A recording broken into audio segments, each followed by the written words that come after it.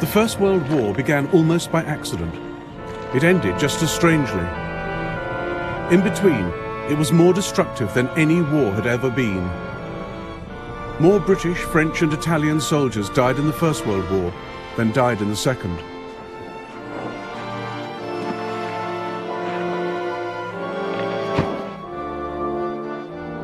It was the first genuinely global conflict, fought not just on the fields of France and Flanders, but up mountains, across deserts, at sea and in the air.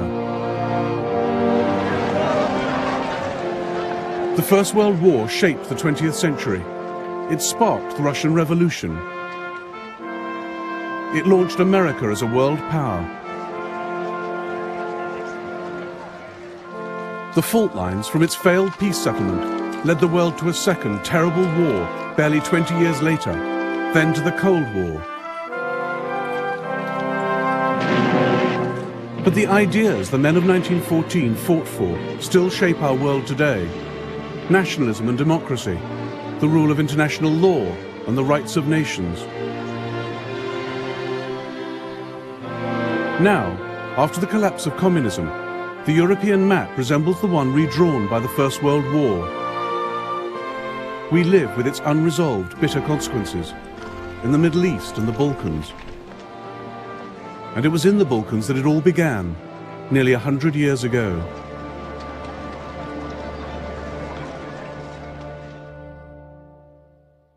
At the start of the 20th century, as at its close, the Balkans were the most unstable part of Europe.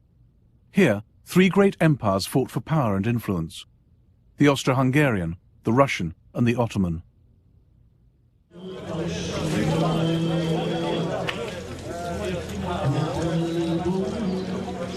For hundreds of years, the Ottoman Turks had the upper hand. Serbia, Bosnia, Albania were under their control.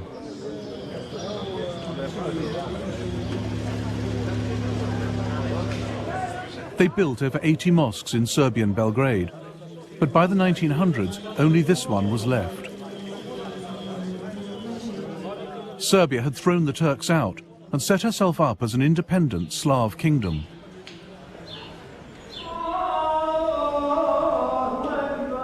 But right on Serbia's border was an even greater challenge to Slav nationalism: the Austro-Hungarian Empire. The old Turks of the south have gone, but new enemies come from the north, more fearsome and dangerous than the old. They want to take our freedom and our language from us and crush us.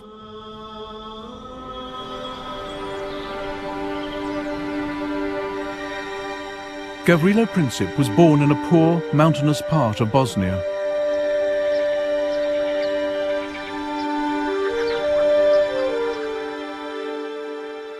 His house was destroyed in the Balkan Wars of the 1990s.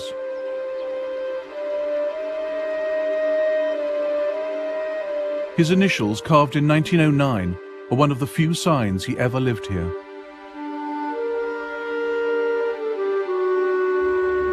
The year before, control of Bosnia had been wrested from the Turks by the Austro-Hungarians, the enemy Princip wanted to destroy.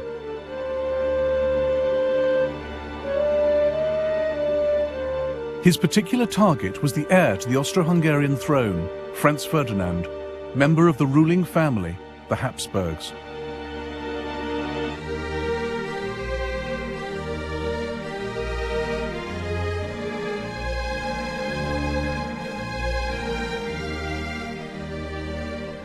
That extraordinary empire, known as the Austrian-Hungarian dual monarchy, is less an empire, or a kingdom, or a state than the personal property of the Habsburgs, whose hereditary talent for the acquisition of land is recorded on the map of Europe today.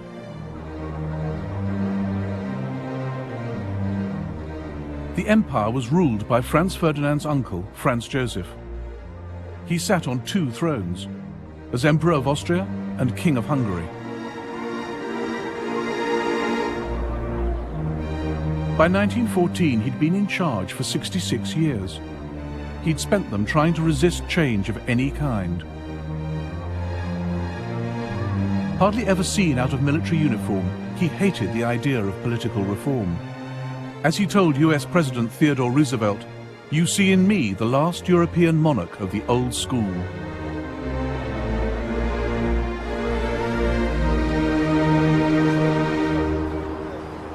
Austria-Hungary was a key part of European security, a multinational empire keeping the peace on the borders of the West. The capital, Vienna, was one of the great cosmopolitan centers of Europe. This was the empire that produced Freud and Mahler, Schiller, Kafka and Strauss. It contained at least 10 different nationalities, not just Austrians and Hungarians, but Czechs, Slovaks, Poles, Romanians, Italians, Croats and Bosnians. A guide was prepared by the British Foreign Office to help work out who was who. Teutons, anti-Slav, vigorous and Very wooden and hard-headed, shy and suspicious, Manly and close-fisted. patriotic. Very tall, big noses. Slovaks, ignorant but artistic. Ruthenes, savage and ignorant, but Czechs, musical. energetic, forceful, intensely... But it was also an empire in a state of constant crisis. Poles, all for Polish independence. Bosnian Serbs, pro-Yugoslav. Italians, anti-Austrian.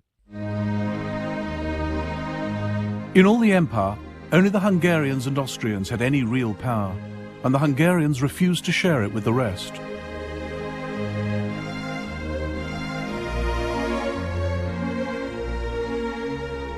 For countries like Serbia, Austria-Hungary was the prison of nations, a repressive, undemocratic state that ground small peoples under its heel.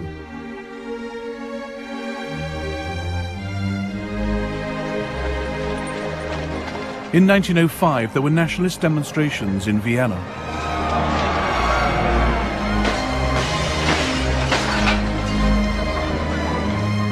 In 1912, there was rioting in Budapest.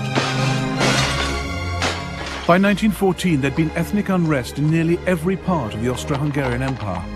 Local parliaments were suspended, troops brought in to restore order.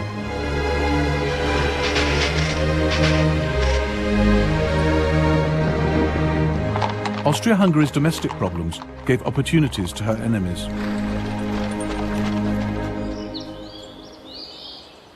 Serbia wanted the breakup of the empire. She welcomed national unrest, particularly in Croatia and Bosnia. Backed by Slav Russia, Serbia saw herself as the only independent hope for Slavs living under foreign rule in the Balkans. She wanted to unite them into a single South Slav state, Yugoslavia.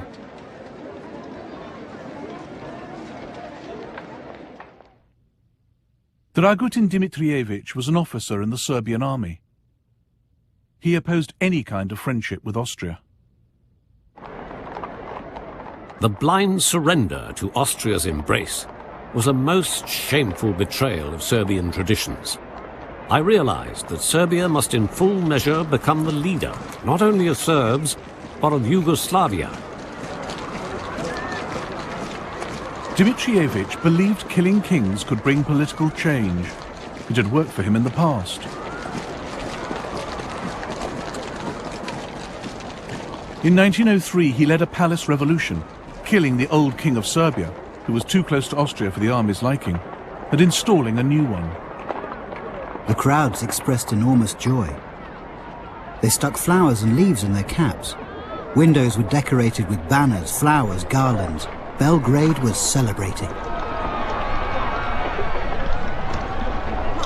The rest of the world was horrified at Serbia's bloody coup. Serbia was treated like a rogue state, a nest of revolutionaries, one foreign minister complained.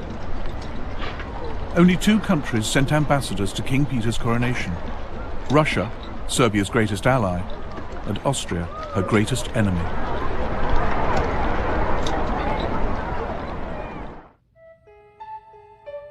Dimitrievich was also one of the founding members of the Black Hand, a secret military society that used terrorism and assassination to try and establish Yugoslavia. He is said to have sent men to murder Austro-Hungarian military leaders and cabinet ministers. He allegedly tried to kill Emperor Franz Joseph. One saw him nowhere, yet one knew that he was doing everything.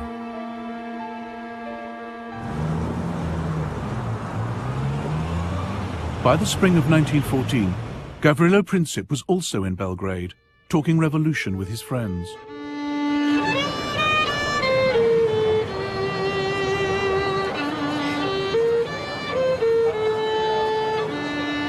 Then the young Bosnians heard that Archduke Franz Ferdinand would visit Sarajevo in June. Here was their chance to match deeds to words. Luckily for them, their plans reached the ears of Dmitrievich and the Black Hand.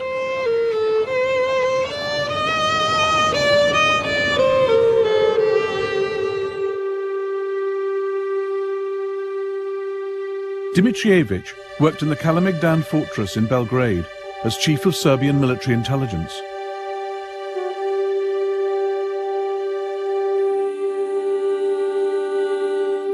In the spring of 1914, Major Voja Tankasic, also in the Black Hand, walked into his office with a question. I've got some Bosnian youths pestering me. These kids want to pull off some great deed at any cost. They've heard that Franz Ferdinand is coming to Bosnia and have begged me to let them go there. What do you say? I've told them they cannot go, but they give me no peace. Franz Ferdinand was going to Bosnia to observe the Austro-Hungarian army's maneuvers in the hills outside Sarajevo.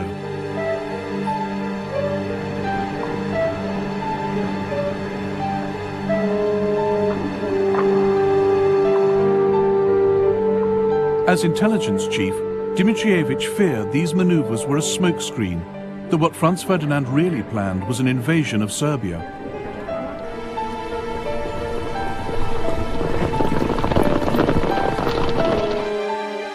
As leader of the Black Hand, he believed anything that destabilized Austria-Hungary was good for his beloved Serbia. Princip's plan to murder Franz Ferdinand suited him perfectly.